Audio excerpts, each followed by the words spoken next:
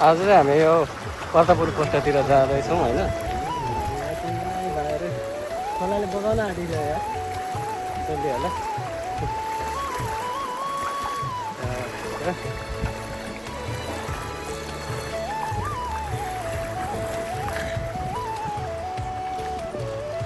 यो चाहिँ राप्ती खोला झन्डै झन्डै बगाउनु पर्दो रहेछ। ओ दिपक भाइ छिटो छिटो।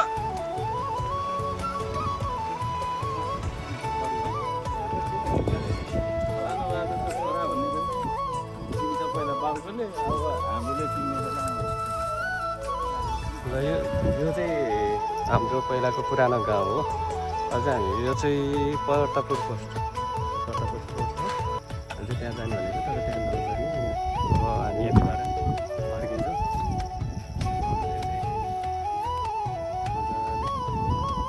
दामी छ ठाउँ चाहिँ। हाम्रो पहिलाको घर चाहिँ यतैतिर पर्थ्यो, यतातिर पर्थ्यो भने त्योभन्दा पछि चाहिँ हाम्रो घर सरेर यतातिर भएको थियो। पछि सरकारले यहाँबाट नि पुरै गाउँै उठाएर अन्त लगिहाल्यो। ठिकै छ। त्यस्तो अब निकुञ्जको ठाउँमा बस्नुभन्दा रोडसम्म बस्दाखेरि अलिकति ठिकै होला।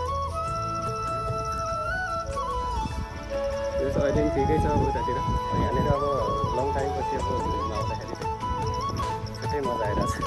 रमाइलो लागिरहेको है। दामी छ।